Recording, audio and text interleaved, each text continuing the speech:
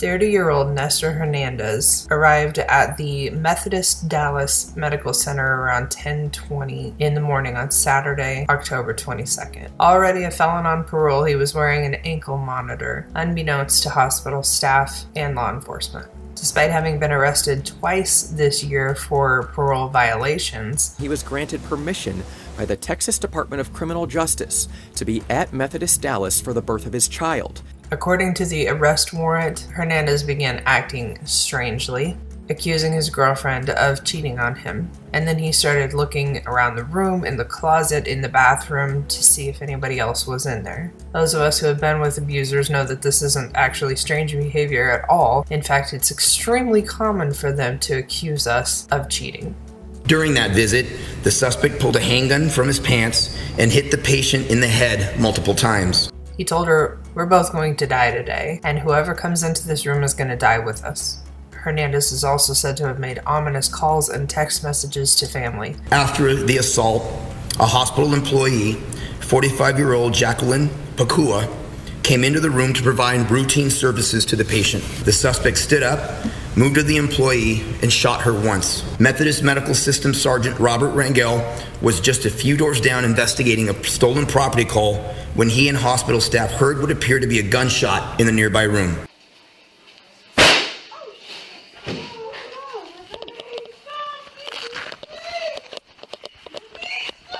What happened?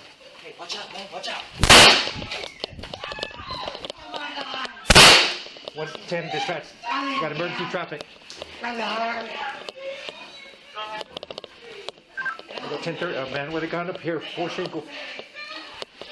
It was around 11:15 a.m. now, and then took cover outside of the room while Hernandez was reloading his gun.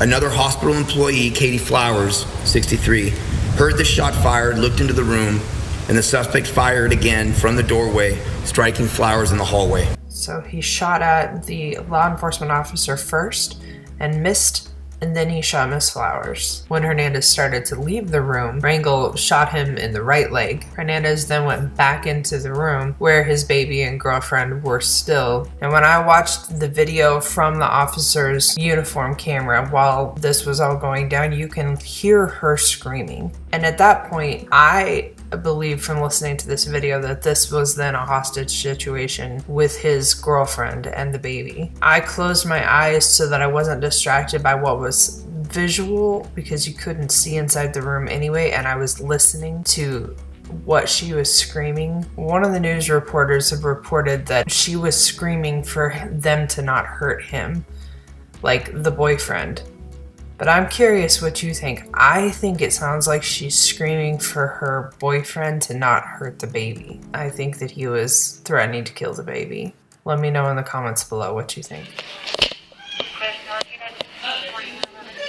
DPD, I need him out here quick.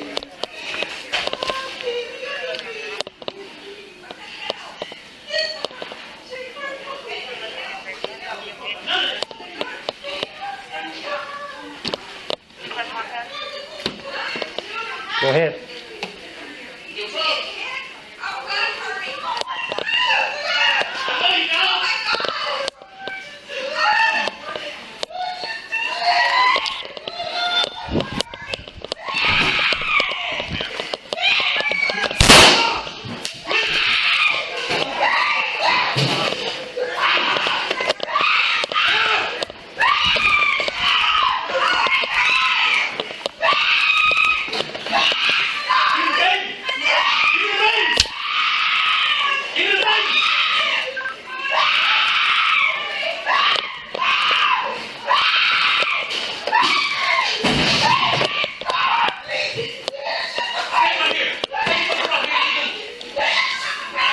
Dispatch, I believe it's going to be a hostage situation inside this.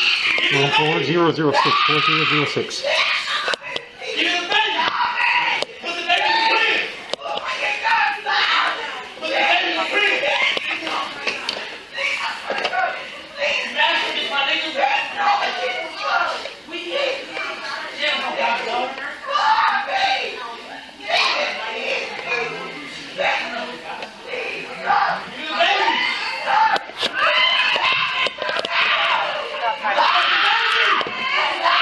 come out over here, please. Come out.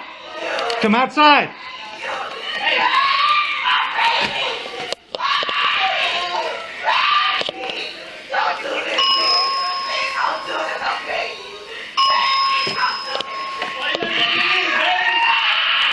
Partner.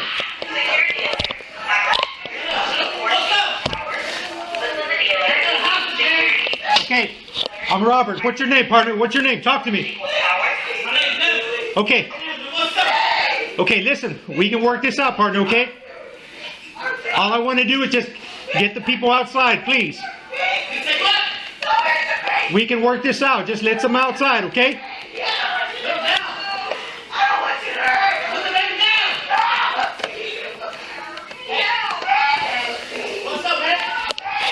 Just throw the gun outside. Throw the gun out, please. Throw the gun outside.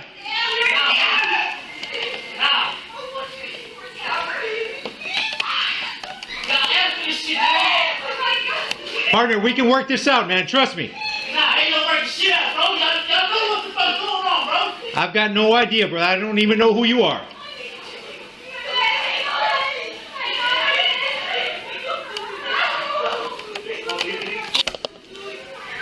(110) dispatch. And at this point, all I know is the male visitor wearing a black muscle T-shirt. I believe it was blue jeans. Hispanic, I believe about maybe 20 to 25 years of age. There's a female, I believe, and the baby inside the room. 4006.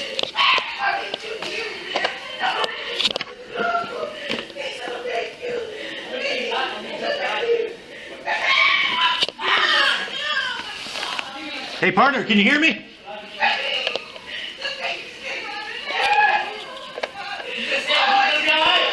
Partner, throw the gun outside, please. Throw the gun out.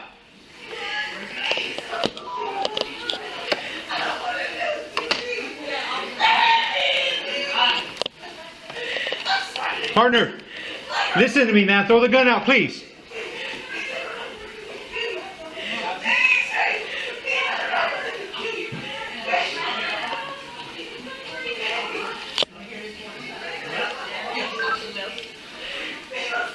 McCray.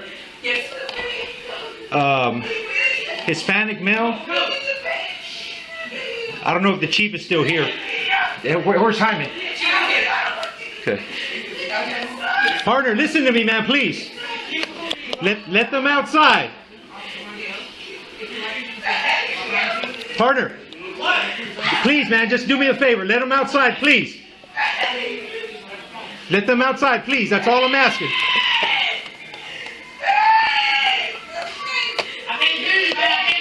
Let them outside, please. Let them out of the room. I'm not going nowhere. I'm going to kill him. I don't know what to do.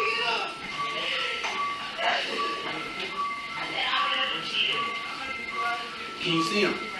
No.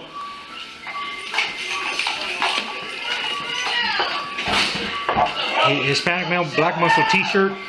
All I know is there's a female, I believe, and a baby inside. A female is a shooter? No, the male is a shooter. Black, white, or Hispanic? Hispanic, about maybe 5'5", probably about 24 years of age. All I could see was a black pistol. You see it right now? No. He walked in the room. He was coming out. He had the gun in his hand. I shot one time and he went back in the room. There is no doubt that his actions that day saved lives by stopping the suspect from leaving the room. Dallas Police Chief Eddie Garcia. A short police standoff followed, but police were eventually able to take him into custody.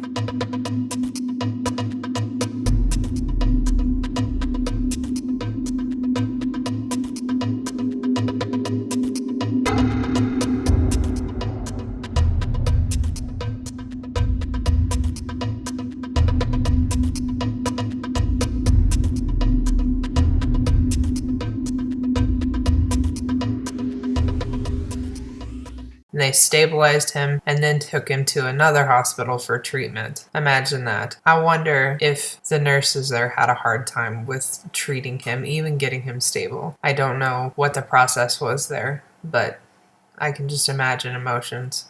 Today I spoke to a former co-worker here at Methodist. She worked with one of those women. They were friends. Olivia De La Vega is a former Methodist nurse. That's her on the right and Flowers on the left. De La Vega left Methodist less than 2 years ago to start her own private practice. She still receives updates from the hospital. On Saturday, she received this text message reading, "Active shooter." Shortly after, one reading, "Active shooter is all clear." But she learned there were casualties.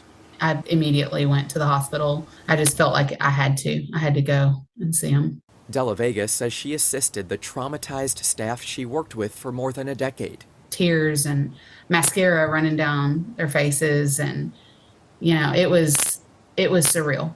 Moving patients around to try and get them in a place that they felt comfortable and safe.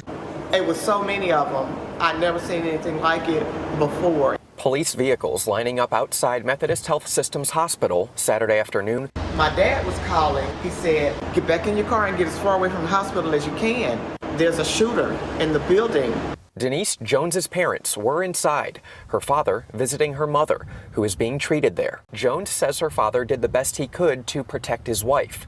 And so he went back in the room and locked the door and put a chair up against the door. Fortunately, Jones's parents are okay.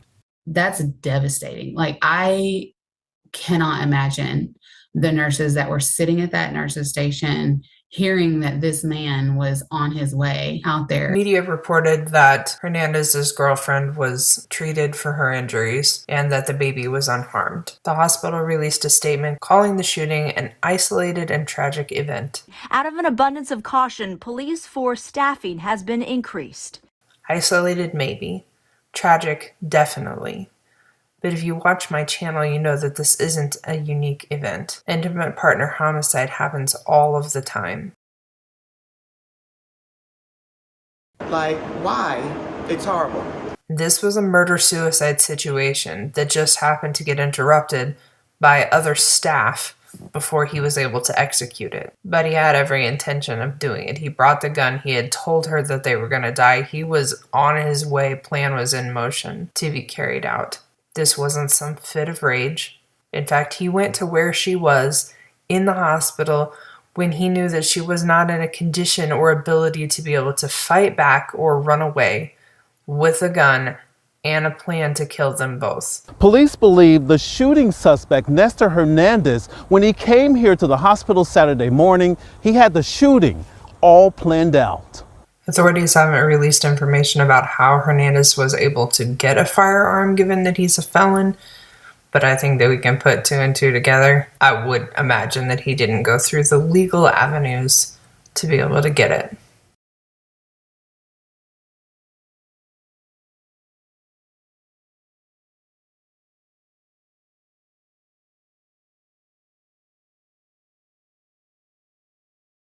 The alleged shooter, Nestor Hernandez, will be charged with capital murder.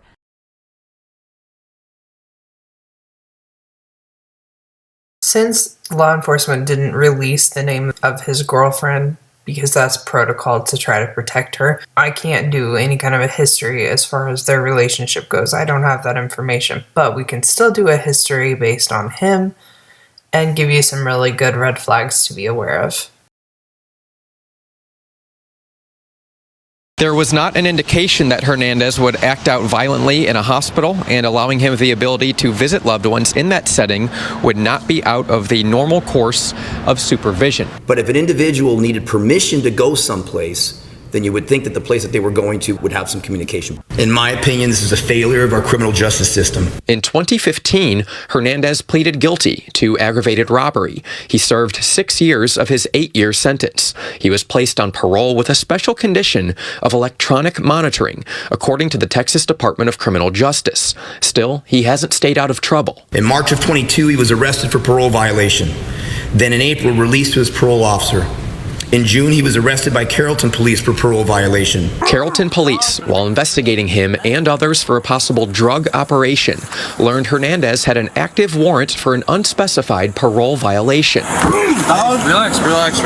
Hernandez was arrested and given to the custody of the Texas Department of Criminal Justice, but released with an ankle monitor in September. Ankle monitors on violent criminals are useless. I talked to former Dallas County prosecutor and current defense attorney Toby Shook about the hospital shooting, who had already checked out Hernandez's criminal history. Once you see his history, it's clear that Mr. Hernandez is a very violent offender who has committed very violent felonies since he was a juvenile. As a juvenile, in 2009, Hernandez got into trouble for assaulting a public servant. He was only 13 years old. He has a 2012 robbery conviction and copped a plea deal for a 2015 aggravated robbery conviction. That's just to name a few. According to the Department of Criminal Justice, Hernandez was released on parole October 20th, 2021, almost a year to the date of the hospital shooting. Shook blames the system and then shared how to keep people safe from Hernandez. Would be to keep him in prison longer, and I think that's where the system failed in this case. Chief Garcia believes he's had too many chances. This is not just me, Eddie Garcia, being loud about accountability. I hear this from my neighborhoods every time I'm out there. And so it's incredibly frustrating, but as I've said many times, we're not going to stop. We're going to keep doing what we're doing, and if we have to be the only part of the criminal justice system that doesn't let our community down, that's exactly what the Dallas Police Department's going to be. During my interview with defense attorney Toby Shook, he also weighed in on the fact that during the shooting, Hernandez was actually wearing an ankle monitor, but Shook says they are not that effective, and here's one of the reasons why. As of this past May, Dallas County had about 800 people actually being monitored with ankle monitors, and guess what? They only have 11 employees monitoring those 800 people, and that does not include the people from facing state charges that are on ankle monitors as well. Jacqueline Pokuaa received her Master of Social Work in 2019, specializing in mental health and substance abuse from UT Arlington. Her family lives in the West African country of Ghana. The Ghana Nurses Association describes Dallas Methodist social worker Jacqueline Pokuaa as the life of the party. How friendly, how big of a smile that she has. That smile will now be remembered by her Ghanaian community. This is a big tragedy in the family, in the community, and even in the medical field. Leaving her young son behind. I can just imagine, losing a mother or saying goodbye to your mom. When there's a chaos and she walks in, it's very calm. And that's the kind of personality of the person she is. And that's what she died doing? Yes. Yes, died helping. Katie Flowers was a great caring nurse who loved her job. She loved her daughters and grandbabies. She recently renovated her house and was looking forward to retirement. Flowers' family says she had been a nurse for 41 years and worked at Methodist for 14 years. She was a single mother to 4 children and had 5 grandchildren. She worked for her family. That's why she worked. She was there for her family. The Visiting Nurse Association grieving for Methodist employees. Nurses and social workers are really lifelines to patients. They are really working from their heart. Doing a job they truly loved.